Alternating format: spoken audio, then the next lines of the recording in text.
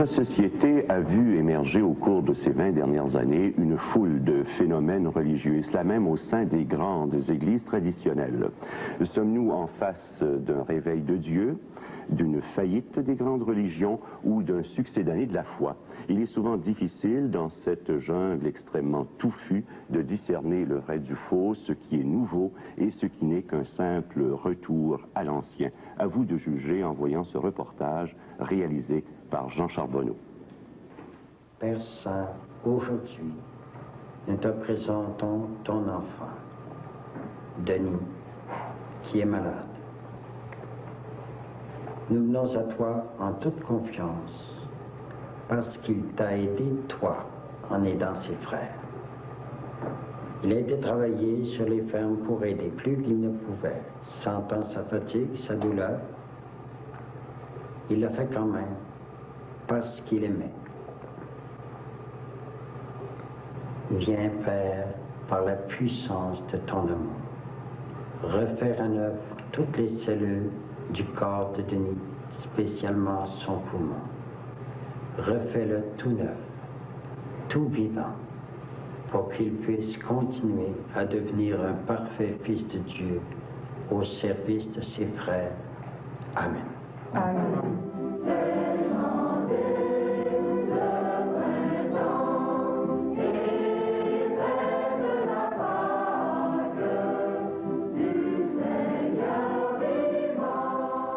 J'avais eu un accident le 15 mai 1981 lors d'une partie de pêche, et puis qui a coûté d'ailleurs la mort à mon mari.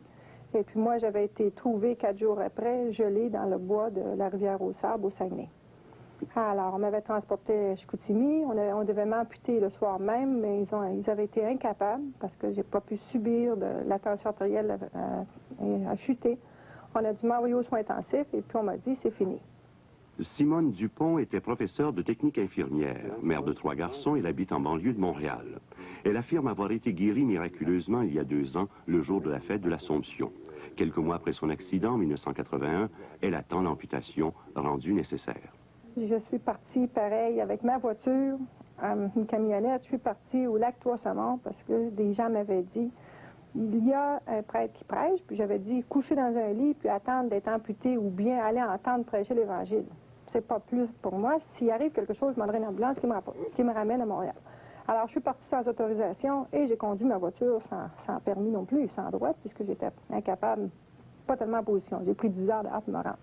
Mais c'est pas rien. Je me suis rendue au lac Trois-Saumons, puis c'était ainsi que j'ai demandé le soir, au lac, pour être guérie. À la fin de la prière, j'ai fini par sortir de moi-même, puis de dire, ben Vierge Marie, je te remercie de m'avoir guérie. Et au moment où je disais ça, j'ai senti le sang qui descendait dans les jambes, goutte à goutte. Et je savais que j'avais été opérée dans les 2 jambes en 76 à Cartierville. On avait fait des saphénectomies, et puis le sang, normalement, n'aurait pas dû descendre là, mais je suis une infirmière. Je sentais le sang exactement descendre où je pense pas les avoir, les vaisseaux. Alors, une fois que le sang a descendu, puis je regarde mes jambes se coloraient, et puis j'ai senti un bouillonnement sous toute la peau, la vie reprenait, j'ai trouvé une drôle de sensation. Les gens disaient, merci Maman Marie de l'avoir guérie, et puis je pensais la même chose. À un moment donné, le prêtre dit, l'abbé Gagnon en avant, dit, divin réparateur, daigne tout réparer par ton sang rédempteur. Et lorsqu'il dit cette prière-là, je reçois un genre de frottement sur le bras. Et puis j'avais oublié qu'effectivement, mon bras droit dans l'accident avait gelé. Et puis que j'avais perdu 50%. L'hôpital Notre-Dame l'avait vérifié, la douleur était telle, des fois qu'elle était moins supportable que les jambes. Alors je l'avais mis, j'y avais pas pensé quand j'ai senti sur les jambes, j'ai rien senti au niveau du bras, mais aux jambes, oui. Alors lors de cette prière-là, j'ai senti quelqu'un qui me touchait. J'ai ouvert les yeux, j'étais à l'arrière, dans le fond de la chapelle, les jambes sur des bancs, et puis il y avait personne à côté de moi. Alors, je trouvais ça bizarre, quelqu'un m'a touché, je regarde en avant, puis le prêtre me regarde, et puis baisse la tête, puis redit encore la prière divin réparateur. Puis quand je regarde le prêtre, j'ai dit, est-ce qu'il y en a un lien entre l'abbé Gagnon et ce que j'ai reçu sur un bras? Je baisse la tête et je dis la prière avec lui, je reçois encore le même coup. Alors, quand j'ai ouvert les yeux, mon bras, il était correct. J'avais plus rien au bras, mon bras ne faisait plus mal ni rien, puis je pouvais l'utiliser. Alors, je pensais qu'il y avait soit que la prière du prêtre avait en plus fini le travail de la Vierge. Donc Alors, vous êtes convaincu aujourd'hui que vous avez été guéri miraculeusement? absolument, parce que je suis retournée, en sortant du lac Trois-Saumons, je suis retournée le 24 août, j'avais rendez-vous à l'hôpital Notre-Dame en physique avec le docteur Dupuis, et puis pour continuer les exercices que je devais passer à tous les jours afin de préparer pour l'amputation. Alors, le docteur Dupuis, je lui ai dit, j'ai plus besoin d'amputation, je ne viendrai plus, je suis guérie. Alors, il a regardé les jambes, il m'a regardé au bras, puis il m'avait soigné, eux autres, ils s'avaient traité tout le mois de juillet à l'hôpital Notre-Dame. Alors, il dit, effectivement, ça semble guéri. Qu'est-ce qui est arrivé? Alors, il dit, c'est pas nous autres, il dit, on n'a pas encore rien fait de votre cas. Fait que j'ai dit, c'est pas vous autres, effectivement, je lui explique le cas de l'abbé Gagnon, et puis il a noté au dossier qu'effectivement, la guérison de la patiente semblait réelle, et puis que lui, il la constatait. Et ça dure maintenant Et ça depuis dure. 2 ans. Et après 2 ans temps, on demi. m'a envoyé voir le chirurgien, puis lui aussi a constaté que c'était guéri. Que c'était pas de leur ressort, mais que j'avais été guéri. Il se passe ici des phénomènes de guérison. Oui, mais si vous avez remarqué, personne n'en discute beaucoup et personne n'en parle beaucoup. L'important, ce n'est pas la guérison. Mais c'est important Excusez-moi, quand même qu'il se passe des guérisons, non? c'est Ça important. fait partie de l'enseignement aussi. Ça fait partie d'une réalité. Si l'Écriture nous dit que la mort et la maladie sont entrées dans le monde par le péché, c'est normal que quelqu'un qui change de vie, qui se tourne vers le bien, puisse guérir puisque la cause du mal est enlevée. C'est tout à fait normal. Donc tous les maux dont on souffre, la principale cause, toutes les maladies dont on souffre, c'est le péché. Nécessairement. C'est ça que Dieu a dit. Et c'est vrai que la personne ne sache ou non. Et la présence des forces du mal, parce que j'ai remarqué également que vous avez une forte foi dans la présence, non pas seulement du démon, mais des démons. Oui, je crois que les démons existent, puisque le Christ, qui n'était pas un naïf, les a chassés fréquemment. C'est parce qu'il existe.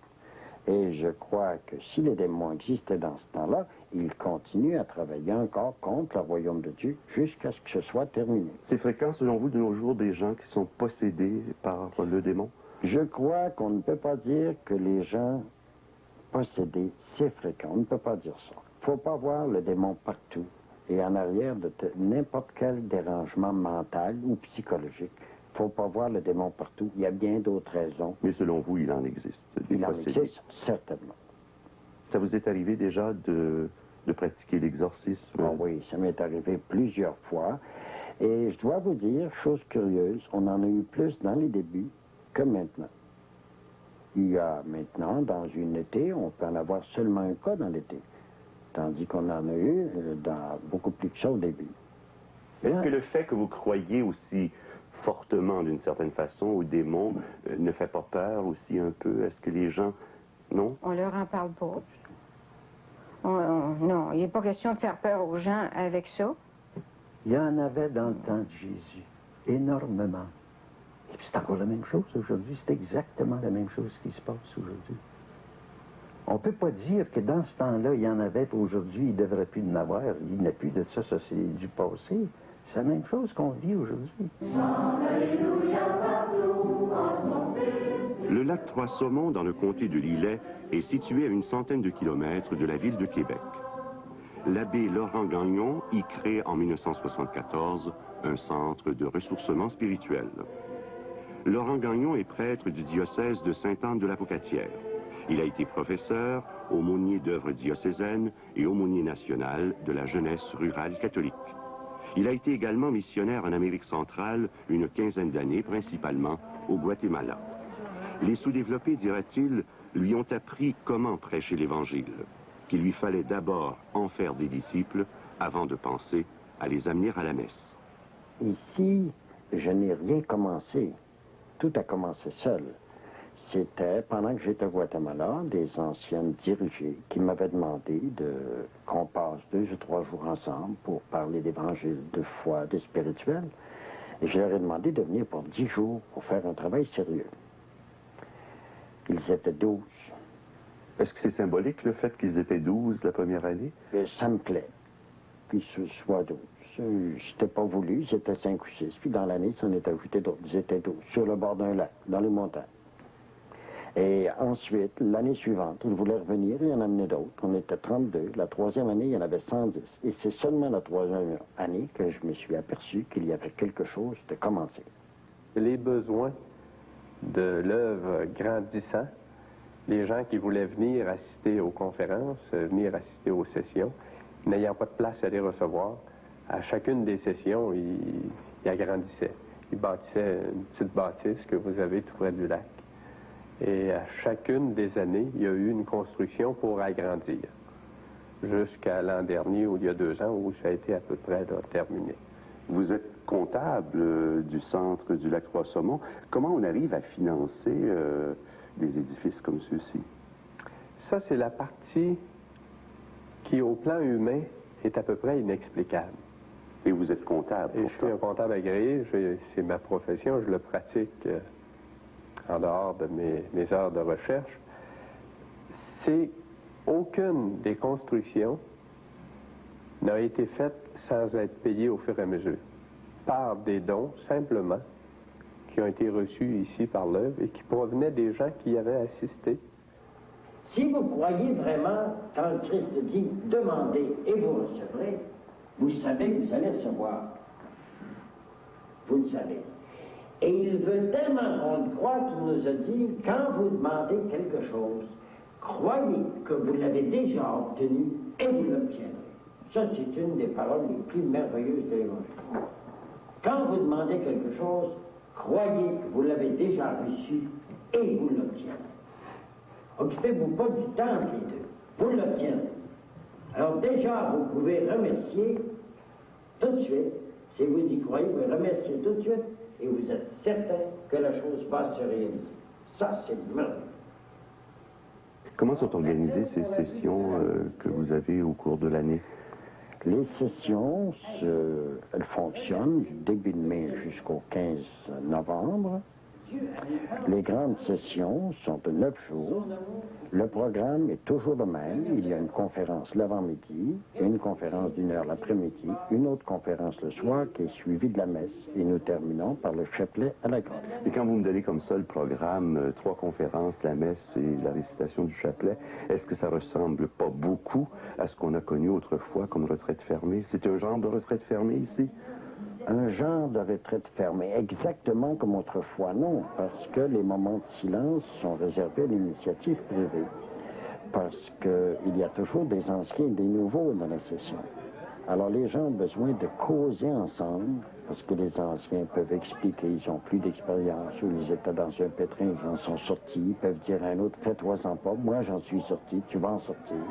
Alors ils font un travail énorme dans ces rencontres, ces discussions, et beaucoup aussi lisent, en profitent pour lire, se reposer, ils vont méditer dans le bois, sur une bûche, quelque chose. Alors chacun a l'initiative personnelle de faire ce qui lui plaît, ce qui lui rend plus service. Et les gens en ressortent transformés quand ils viennent au lac Trois-Saumons? Ils en ressortent transformés. Ici, vous touchez un mystère qu'on n'a jamais réussi à élucider parfaitement. Comment se fait-il? Moi, j'ai fait beaucoup de retraites quand j'étais jeune, avec beaucoup de ferveur, et 15 jours après, c'était comme avant, ou à peu près. Tandis que les gens sortent, recommencent à pratiquer, s'ils ne pratiquaient pas, et ça dure.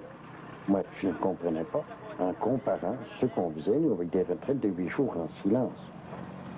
Il y a combien de gens qui sont passés ici au cours des 10 dernières années? Approximativement 2000.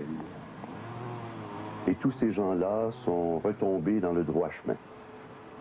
En sortant d'ici, tous sans exception. Il y en a quelques-uns qui ne sont pas revenus ici sous la pression de critiques ou tout, mais qui continuent à bien agir. Ici, c'était une communauté de vie. L'abbé Gagnon, avec ses aides, vivait ici. Alors, en même temps, on a appris, en les voyant vivre, comment ils vivaient l'Évangile. L'Évangile, il ne faut pas que ce soit une théorie. C'est souvent ce qui nous a été annoncé. Une théorie. Quelque chose qu'on pourrait apprendre, puis on ne savait pas trop comment mettre ça en pratique. Alors ici, j'ai vu comment ils le mettaient en pratique. Donc, comment nous, on pouvait s'en aller chacun chez nous, puis graduellement essayer de la mettre en pratique. À quoi c'est dû, vous pensez, le fait que vous trouviez ici, au lac Trois-Saumons, la réponse que vous cherchiez? Je pense que quand on est prêt à faire une démarche comme ça, qu'on est prêt, disons, à se déplacer, puis on part avec l'idée vraiment sincère de trouver, je pense qu'à ce moment-là, c'est peut-être un facteur qui est bien important. Et il y a tout un entourage aussi qui fait, quand tu entres ici, c'est tellement simple, tu te sens tellement bien, tu sens que tu fais partie d'une grande famille. Je pense que ça y fait beaucoup. Il y a la simplicité aussi de Laurent qui est bien, bien importante. On sent que tout le monde est en recherche, tout le monde cherche à peu près la même chose. Finalement, c'est presque toujours les mêmes questions qu'on se pose. Ça nous donne tellement de satisfaction, ces explications-là. C'est parce qu'il va à la preuve. Pendant que, ensuite de ça, on peut dialoguer avec, on peut poser des questions. Si tout ce qu'on ne comprend pas, on pose des questions, puis on a les réponses, et puis tout ça. Pendant que, mettons Joe de la chair, il n'y a rien qu'un qui parle, il n'y a pas de dialogue. Hein? Et puis, des explications, on ne peut pas se lever et poser des questions. Et puis alors, c'est ça, c'est tellement différent. Vous avez des enfants, monsieur et madame Lemelin? 2. Est-ce qu'ils sont embarqués dans l'œuvre Tous du les lac? deux. Tous les deux. Ils en sont très heureux aussi parce que ils ont connu ici la vérité. Ce qui se vit ici, vous savez, c'est franc. C'est pas une amitié de surface. Il y a beaucoup, beaucoup de fraternité ici. Si vous l'avez certainement constaté. Moi, je pense que c'est dû à notre ouverture à nous autres. Peut-être qu'avant, ce qu'on a vécu, ça nous était imposé. On disait, tu fais ça. Et puis là, on s'est dit, non, c'est pas tout à fait ça. Après avoir laissé la pratique pendant 2 ans, et puis y être revenu à cette pratique-là, mais là, de nous-mêmes, on était ouverts. Et puis, comme je vous dis, dans les autres choses, là, il manquait quelque chose. Tandis qu'en revenant à ça, mais avec un autre genre d'esprit, j'étais ouvert, on était ouvert, en fait, à recevoir ça, et puis ça a rentré. Puis la preuve, c'est qu'on est retourné aussi, après, dans nos paroisses, et puis on allait à la messe, puis la messe n'avait pas le même sens. Parce qu'on avait fait 9 jours ici, on avait appris ça, puis on retournait, puis la messe était plus vivante. C'est difficile à décrire parce que c'est quelque chose qui se passe vraiment en dedans. C'est ça, c'est en dedans que ça se passe. C'est difficile à exprimer ça. Qu'est-ce que vous avez trouvé, vous, ici? Mais moi, ça a été ce qui m'a frappé beaucoup, là, ça a été qu'on avait et la théorie et la pratique. Puis au moment où on est commencé à venir ici, ça fait quand même quelques années, là, souvent dans nos églises, on ne commentait pas toujours spécifiquement l'Évangile. L'homélie n'était pas toujours directement là, reliée à l'Évangile. Alors qu'ici, ben, on avait l'Évangile directement, on l'avait en théorie, expliqué, et ensuite on avait la pratique. Qu'est-ce que vous entendez par la pratique? D'abord, de voir les gens qui étaient ici agir, puis ensuite de ça, nous autres mêmes, d'essayer d'agir entre nous autres. Puis après ça, là, on se faisait dire d'aller faire nos devoirs, donc d'aller pratiquer dans notre milieu.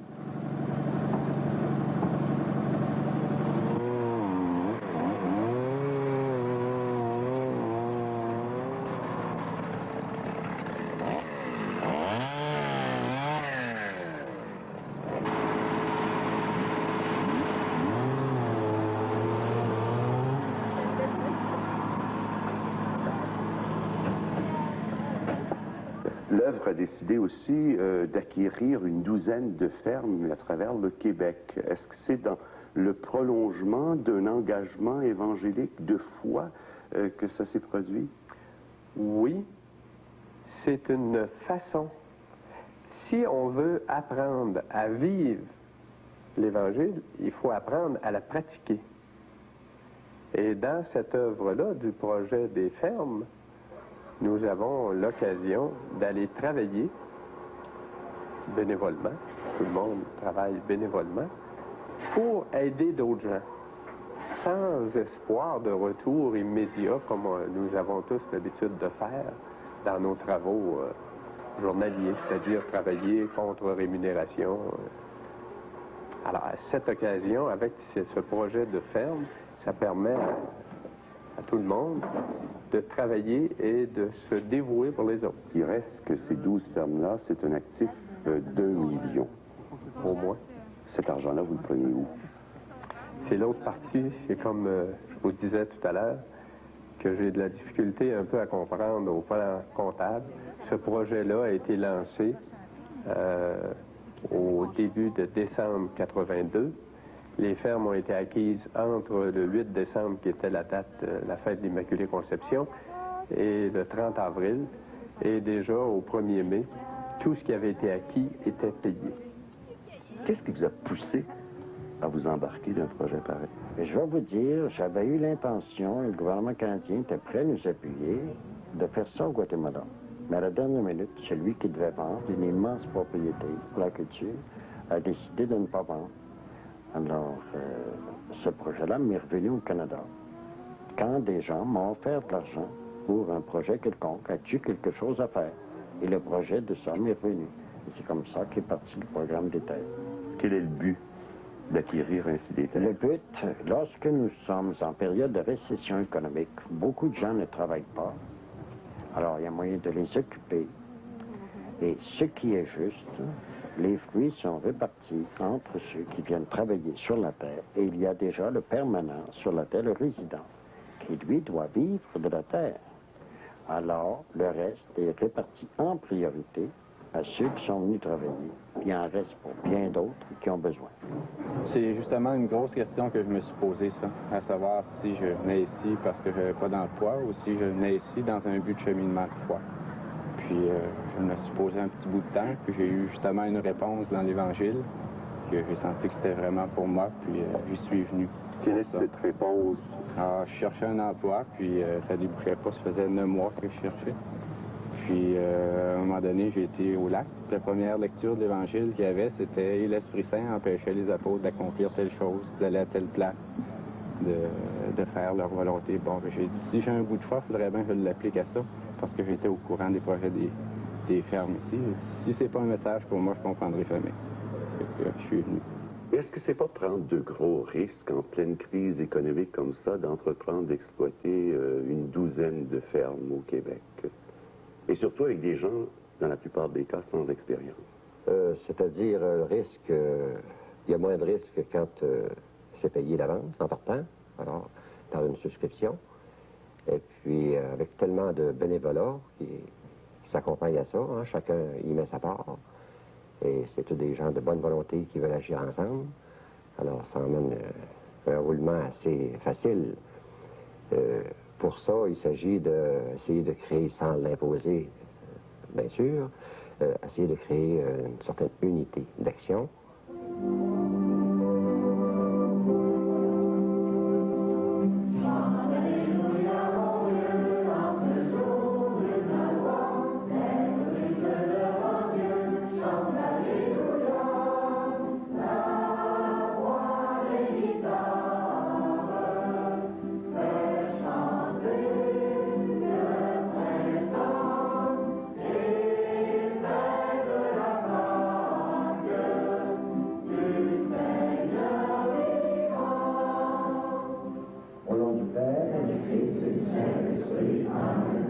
La grâce de Jésus-Christ notre Seigneur, l'amour de Dieu Père et la communion de l'Esprit Saint soient toujours avec vous.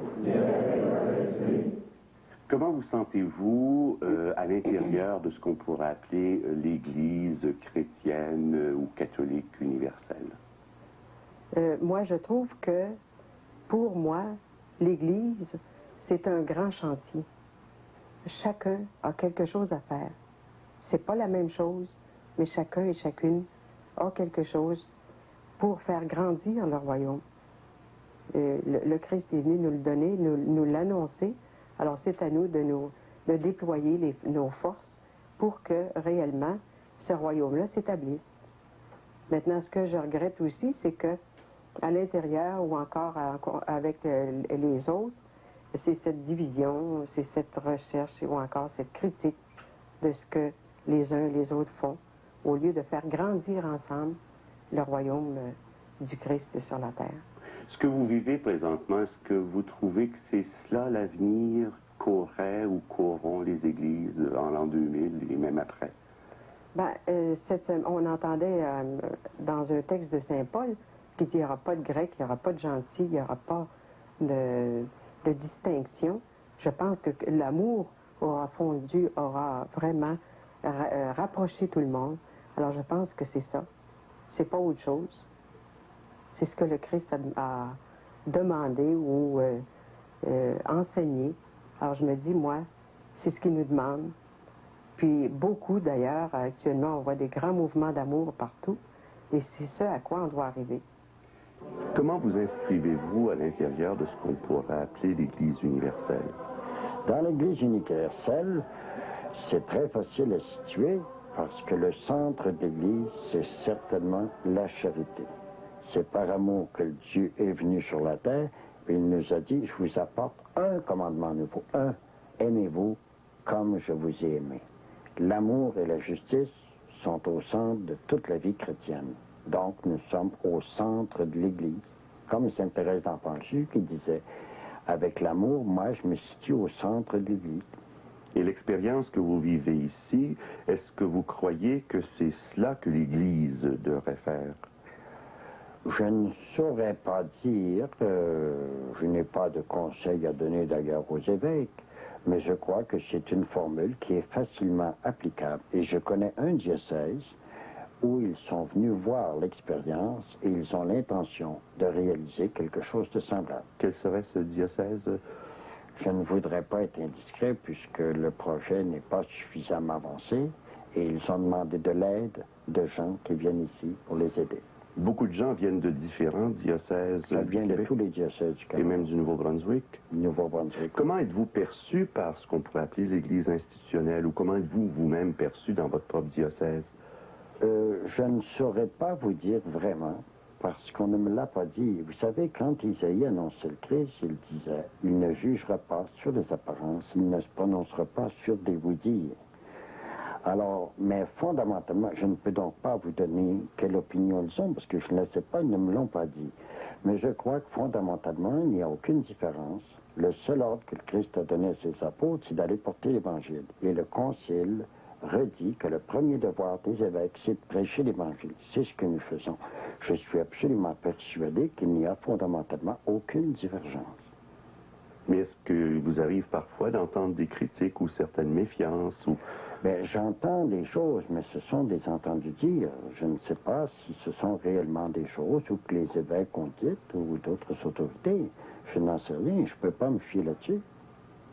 L'abbé Laurent Gagnon, qu'est-ce qu'il est pour vous, cet homme? Pour moi, c'est un guide. C'est un guide qui est bien important. Disons que j'ai eu une petite période où j'ai été portée à le considérer comme lui avait la vérité, il fallait le suivre. Tu sais, quand on a des réponses, moi en tout cas dans mon cas, quand j'ai eu des réponses, j'ai été tellement contente que, disons que je me suis dit, bon, ben lui, il a l'affaire, tu sais. Mais Laurent s'arrange bien gros pour pas qu'on le prenne pour un idole. Parce que bien souvent, la façon qu'il procède, c'est qu'il nous dit, bon, ben, cherche, tu vas trouver. Fait qu'à ce moment-là, il s'en défend bien, tu sais. Je trouve que de ce côté-là, c'est que finalement, lui nous donne la parole, puis il nous dit la seule façon de voir si ça fonctionne, c'est de l'appliquer. Puis à ce moment-là, quand tu reviens chez toi, puis que tu as compris des choses, si tu commences à les faire, ben c'est drôle, ça fonctionne. Puis à ce moment-là, tu dis, bon, ben si ça marche, il faut croire que je commence à cheminer. Et puis c'est là qu'on est porté à revenir.